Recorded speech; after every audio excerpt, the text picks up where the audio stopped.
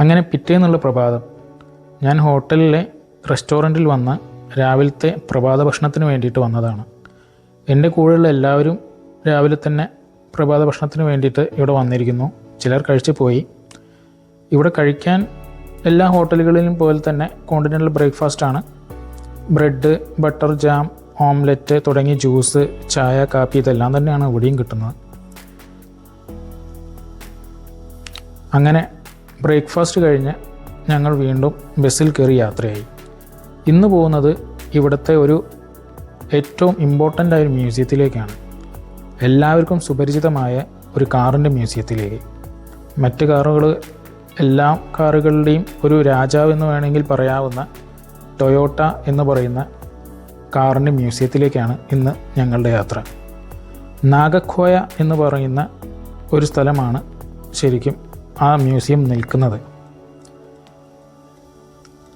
ഈ പാതകളെല്ലാം വളരെ വൃത്തിയായിട്ട് പരിപാലിച്ചുകൊണ്ടാണ് ഇവിടെയുള്ള എല്ലാവരും ഇരിക്കുന്നത്.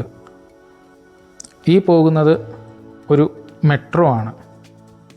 ജപ്പാനിൽ വന്ന് ഒരു മെട്രോയുടെ ചിത്രീകരണം കൂടി എനിക്ക് കിട്ടി.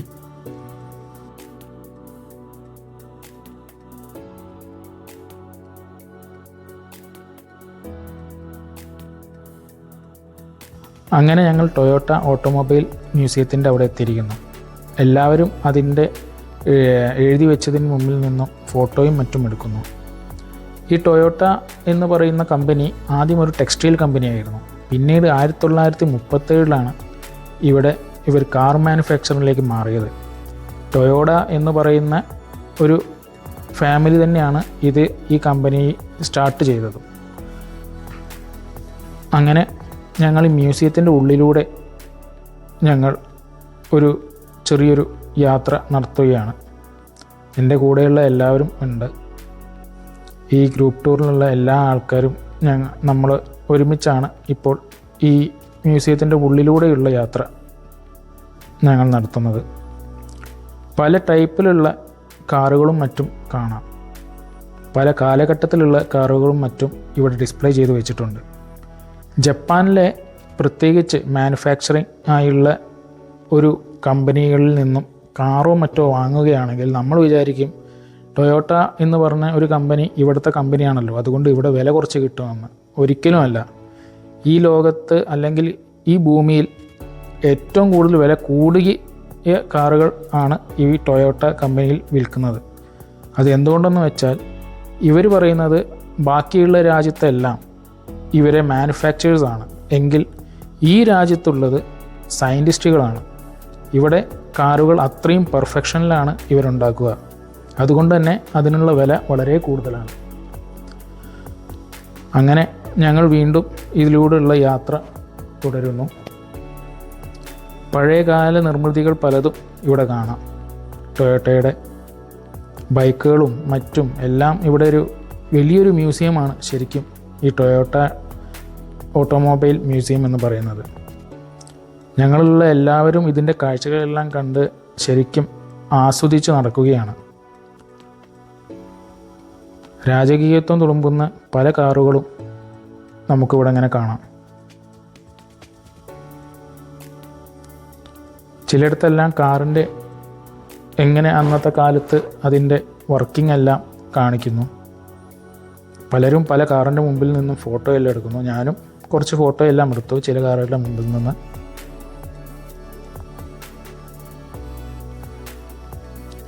ഞങ്ങളുടെ ടൂർ ഗൈഡ് ജിസ് ജോയ് ഞങ്ങളുടെ കൂടെ തന്നെ ഉണ്ട്.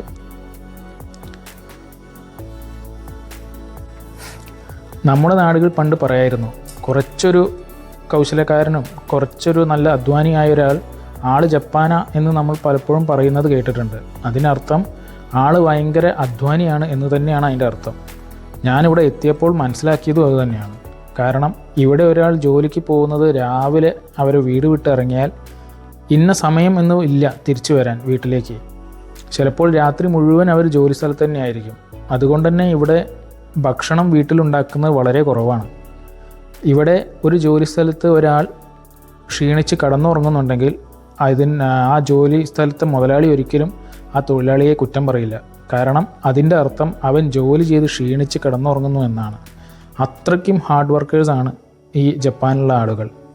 അതുകൊണ്ട് തന്നെ ആയിരിക്കാം എത്ര ഭൂമി കുലുക്കം വന്നാലും ഇവിടെ വീണ്ടും വീണ്ടും പുതിയ പുതിയ ഇന്നോവേറ്റീവായുള്ള കാര്യങ്ങളും എല്ലാതും അതേപോലെ തന്നെ രണ്ടാമതും പുനർനിർമ്മിച്ചുമെല്ലാം ഇവർ മുന്നോട്ടേക്ക് നീങ്ങുന്നത്, ലോകത്തിന് ഏറ്റവും വലിയ മാതൃകയായി മാറുന്നതും.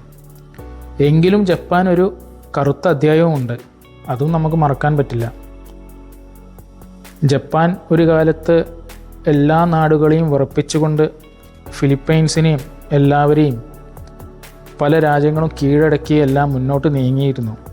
അതിനുള്ളൊരു കാരണം ഞങ്ങളുടെ ഗൈഡ് പറഞ്ഞത്, ഇവിടെ 200 അല്ലെങ്കിൽ 100-ലധികം ഭൂമികുലുക്കം ഒരു കൊല്ലം നടക്കുമ്പോൾ അവർക്ക് ഈ രാജ്യം വിട്ട് പോവുക എന്നല്ലാതെ വേറൊരു നിവൃത്തിയില്ല.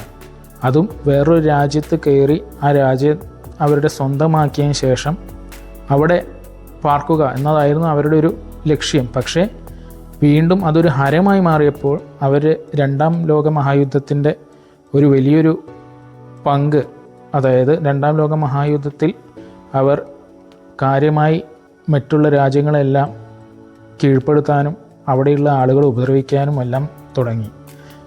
അതിൻ്റെ ഒരു ശരിക്കും അന്ത്യം വന്നത് ഇവിടെ ഹിറോഷിമയിൽ കൊണ്ടുപോയി ആറ്റം ബോംബ് ഇട്ടതിന് ശേഷമാണ്. ഞങ്ങൾ ആ ഹിറോഷിമ മ്യൂസിയത്തിലേക്കും പോകുന്നുണ്ട്. വീണ്ടും ഞങ്ങൾ വേറൊരു നിലയിലേക്ക് എത്തിയപ്പോൾ ഇവിടെ ഇങ്ങനെ കുറേ കാറുകളാണ് ഈ മ്യൂസിയത്തിൽ കാണുന്നത്. ഓരോ സ്ഥലത്തും പല രീതിയിലുള്ള ആളുകളെ ആകർഷിക്കുന്ന രീതിയിൽ തന്നെയാണ് ഈ മ്യൂസിയം ഒരുക്കി വച്ചിരിക്കുന്നത്. ഞങ്ങളുടെ കൂടെയുള്ള എല്ലാവരും ഈ കാഴ്ചകളെല്ലാം കണ്ട് ഇങ്ങനെ നടക്കുന്നു. ഇവിടെ ഇങ്ങനെ ഓരോരോ ചെറിയ ചെറിയ രൂപങ്ങൾ കാണാം. ഈ കാറിൻ്റെ മുന്നിൽ വയ്ക്കാവുന്ന രീതിയിൽ അല്ലെങ്കിൽ പലതിൻ്റെയും സിമ്പിൾ എന്ന രീതിയിലൊക്കെയുള്ള പല രൂപങ്ങൾ. ഇവിടെ ഇങ്ങനെ കുഞ്ഞു കുഞ്ഞു കാറുകൾ ഒരു ടോയ്സ് എന്ന രീതിയിൽ ഇവരെ കാറുകളെല്ലാം ഒരുമിച്ച് ഒരു ടേബിളിൻ്റെ മുകളിൽ ഇങ്ങനെ വെച്ചിരിക്കുന്നു. നല്ല രസകരമായി തന്നെ ഉള്ളൊരു കാഴ്ചകൾ തന്നെയാണത്. ഇവരുടെ തന്നെ ഏറ്റവും വലിയ ആഡംബര കാറായ ലെക്സസ്, അത് ടൊയോട്ട കമ്പനിയുടെയാണ്.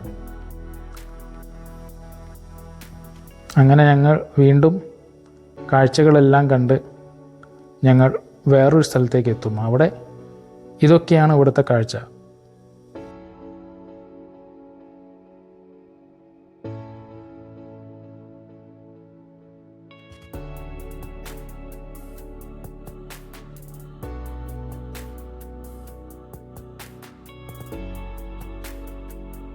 അങ്ങനെ ഞങ്ങൾ ഉച്ചഭക്ഷണത്തിനായി ഒരു ഹോട്ടലിൽ കയറിയിരിക്കുകയാണ്, റെസ്റ്റോറൻറ്റിൽ. ഇതും തനതായ നമ്മുടെ ജപ്പാനീസ് റെസ്റ്റോറൻ്റാണ്. ജപ്പാൻ ഭക്ഷണം എന്ന് പറഞ്ഞാൽ പൊതുവേ വലിയൊരു എരിവോ പുളിയോ ഒന്നും ഇല്ലാത്തൊരു രീതിയിലുള്ള ഭക്ഷണമാണ്. അതുകൊണ്ട് തന്നെ പലരും അവരുടെ കയ്യിൽ തന്നെ ചെറിയ അച്ചാറും ചെറിയ ചെമ്മീൻ പൊടിയും എല്ലാം കൊണ്ടുവന്ന് പലർക്കും വിതരണം ചെയ്യുന്നു. ഇതെല്ലാമാണ് ഇന്നത്തെ ഞങ്ങളുടെ ഉച്ചഭക്ഷണം. സ്റ്റിക്കി റൈസും ബാക്കിയുള്ള സാധനങ്ങളുമെല്ലാം. ഇത് അലക്കാട്ടെ എന്ന് പറയും. അതായത് നമുക്ക് ഇവിടെ ഒരുക്കി വെച്ചിട്ട് നമ്മൾ ചെന്ന് കഴിച്ചാൽ മതി. ബുഫേ അല്ല. ബുഫേ അല്ലാത്തപ്പോഴാണ് ലിമിറ്റഡ് ആയുള്ള ഭക്ഷണം ഉണ്ടാവുക. ഇത് സ്റ്റിക്കി റൈസ്, ബാക്കിയുള്ള സാധനങ്ങളെല്ലാം അവിടെ വെച്ചിരിക്കുന്നു. എല്ലാവരും കുറേശ്ശെ ഭക്ഷണം കഴിച്ച് തുടങ്ങി.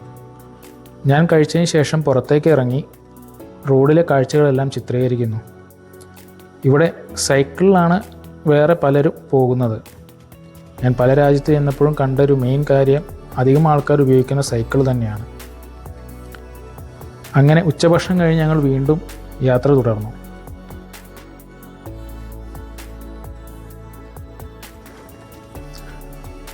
അങ്ങനെ ഞങ്ങൾ പോകുമ്പോൾ കാണുന്ന കാഴ്ച വടം വലിച്ച് കെട്ടിയ പാലങ്ങളും മറ്റുമാണ്.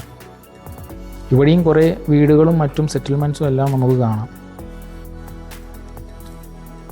നല്ല കൗതുകമായൊരു കാഴ്ച തന്നെയാണ് ഈ പാലത്തിൻ്റേത്. അങ്ങനെ പോകുമ്പോൾ ഇതൊരു ചെറിയ അമ്യൂസ്മെൻറ്റ് പാർക്ക് പോലെ ഒരു സ്ഥലമാണ്. കുട്ടികൾക്ക് വരാനും ഉല്ലസിക്കാനൊക്കെ വേണ്ടിയുള്ള, മുതിർന്നവർക്കും ഒക്കെ ഉല്ലസിക്കാനൊക്കെ വേണ്ടിയുള്ള പല നിർമ്മിതികൾ. നിറയെ കാറുകളും മറ്റും അവിടെ പാർക്ക് ചെയ്ത് വെച്ചിട്ടുമുണ്ട്. ഇത് ഇവിടുത്തെ കൃഷിസ്ഥലങ്ങളാണ്. എല്ലാം വളരെ ടെക്നിക്കലായിട്ട് തന്നെയാണ് ഇവരിവിടെ ഒരുക്കി വെച്ചിരിക്കുന്നത്. ഇങ്ങനെ ഈ വെച്ചിരിക്കുന്ന മറ വരുന്നത് എന്തുകൊണ്ടെന്ന് വെച്ചാൽ അപ്പുറത്ത് വീടുകളും മറ്റും ഉണ്ടെങ്കിൽ ഈ പോകുന്ന വണ്ടികളുടെ ശബ്ദം അവിടേക്ക് എത്താതിരിക്കാൻ വേണ്ടിയിട്ടാണ്. വീണ്ടും പോകുമ്പോൾ കാണുന്നത് കൃഷിയിടങ്ങളും മറ്റും തന്നെയാണ്. ജപ്പാനിലെ ഒരു ഏറ്റവും വലിയ ഒരു വരുമാനം എന്ന് പറയുന്നത് ടൂറിസം ആണെങ്കിലും അവർക്ക് കൃഷിയും മറ്റുമെല്ലാം കൂടുതലുണ്ട്. പലരും ഇവിടെ കൃഷിയും മറ്റും അതിന് ബന്ധപ്പെട്ടായിട്ടാണ് ജീവിക്കുന്നത്.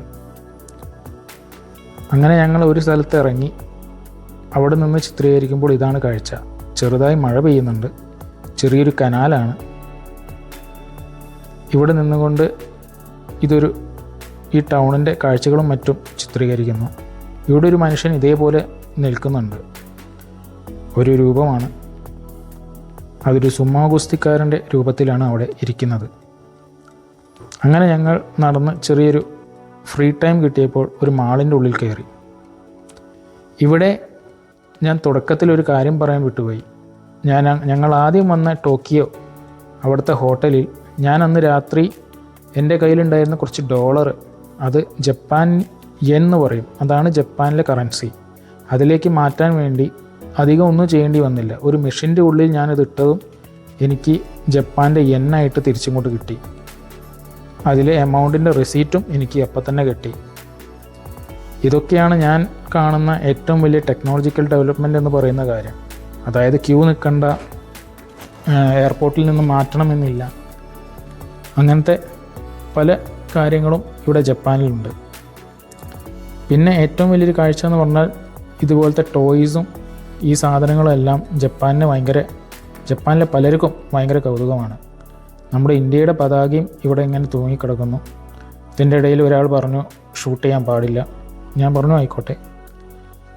അങ്ങനെ ഞങ്ങൾ ഇറങ്ങി. ഇപ്പോൾ ഞങ്ങൾ എത്തിയിരിക്കുന്നത്, അല്ലെങ്കിൽ ഞങ്ങളിനി പോകാൻ പോകുന്നത് ഒസാക്കയിലെ ഒരു സ്ഥലത്തേക്കാണ്.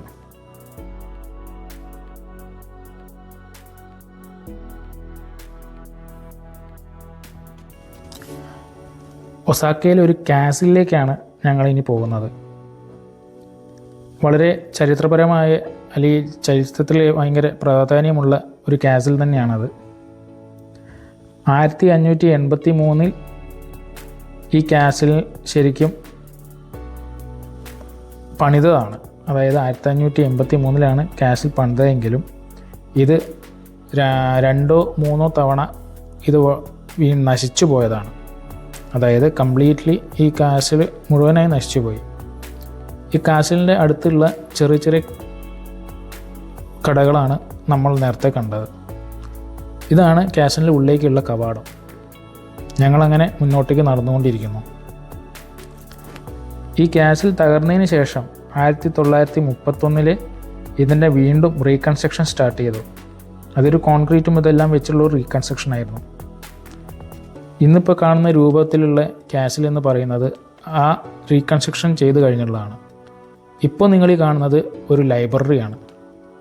അതിൻ്റെ തൊട്ടടുത്താണ് ഈ കാസിലുള്ളത്. ഇഷ്ടംപോലെ ജനങ്ങൾ വന്ന് അവിടെ നിന്ന് ഫോട്ടോയും മറ്റും എല്ലാം എടുക്കുന്നുണ്ട്. ഇതാണ് കാസിലിൻ്റെ ഒരു രൂപം. ഞങ്ങൾക്ക് ഉള്ളോട്ട് പോകാൻ പറ്റിയില്ല, കാരണം എന്തൊക്കെയോ റിനോവേഷൻ കാര്യങ്ങളെല്ലാം നടക്കുന്നു എന്നാണ് പറഞ്ഞത്. അതുകൊണ്ട് തന്നെ പുറത്തുനിന്നുള്ള കാഴ്ചകൾ കഴിയാവുന്ന ഏറ്റവും നല്ല രീതിയിലാണ് ഞാൻ എടുക്കുന്നത്. അത്യാവശ്യം നല്ല തെളിഞ്ഞ കാലാവസ്ഥയാണ്. ഇത് നിൽക്കുന്നത് ഒസാക്ക എന്ന് പറഞ്ഞ സ്ഥലത്താണ്, ജപ്പാനിലെ. അങ്ങനെ കാഴ്ചയെല്ലാം കഴിഞ്ഞ് വീണ്ടും ഞങ്ങൾ ബസ്സിൽ കയറി മറ്റൊരു സ്ട്രീറ്റിലേക്കാണ് ഇപ്പോൾ എത്തിയിരിക്കുന്നത്. ഞങ്ങൾ രാത്രിയിലുള്ള അത്താഴം കഴിക്കാൻ വേണ്ടിയുള്ള യാത്രയിലാണ്. ഈ ജപ്പാനിലെ ഏറ്റവും വലിയൊരു കാര്യം എന്തെന്ന് വെച്ചാൽ പുലർച്ചെ, അതായത് ഒരു 7-8 മണിയാകുമ്പോഴത്തേക്കും അവിടെ ബ്രേക്ക്ഫാസ്റ്റ് കഴിയും. 1 മണിയാകുമ്പോഴത്തേക്കും ലഞ്ച് കഴിയും.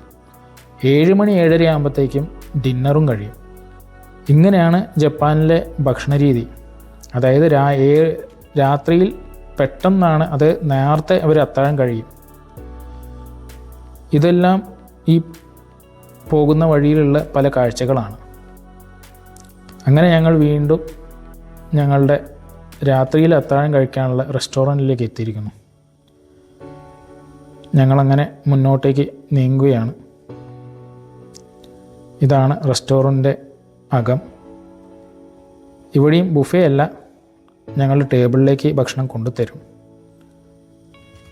എല്ലാവരും അവരവരെ സീറ്റുകളിലിരുന്നു ഭക്ഷണത്തിനായിട്ട് വെയിറ്റ് ചെയ്തിരിക്കുകയാണ്. ഇങ്ങനെ ആദ്യം എത്തി. ഇങ്ങനെ കുറേ സാധനങ്ങൾ ഇങ്ങനെ വരും. അതിൽ ഏറ്റവും മിക്ക എണ്ണത്തിലും ഞാൻ കണ്ട ഒരു സംഭവം എന്ന് പറയുന്നത് ഈ സ്റ്റിക്കി റൈസാണ്. ഈ സ്റ്റിക്കി റൈസാണ് അവരുടെ ഒരു ഏറ്റവും പ്രധാനമായ ഭക്ഷണം. അങ്ങനെ ഞങ്ങൾ രാത്രി ഭക്ഷണം കഴിഞ്ഞ് ഒസാക്കയിലെ ഒരു ഹോട്ടലിൽ ഞങ്ങൾ രാത്രി ചെക്ക് ഇൻ ചെയ്തു. ആർട്ട് ഹോട്ടൽ എന്നാണ് ഹോട്ടലിൻ്റെ പേര്. ഹോട്ടലിൻ്റെ ഉൾഭാഗമാണിത്. എല്ലാവരും അവരുടെ കീനൊക്കെ വേണ്ടിയിട്ട് കീ കിട്ടാൻ വേണ്ടി വെയിറ്റ് ചെയ്തു. കീ കിട്ടിയ ശേഷം ഇതാണ് എൻ്റെ മുറി. ഞാൻ മുറിയുടെ അകത്തേക്ക് കയറി ഷൂട്ട് എല്ലാം ചെയ്ത് പുറത്തേക്ക് നോക്കുമ്പോൾ വർണ്ണ ശബളമായി ഒസാക്ക ഇങ്ങനെ നിൽക്കുന്നു. അന്നത്തെ രാത്രിയുടെ നിദ്രയിലേക്ക് ഞാൻ വീണു.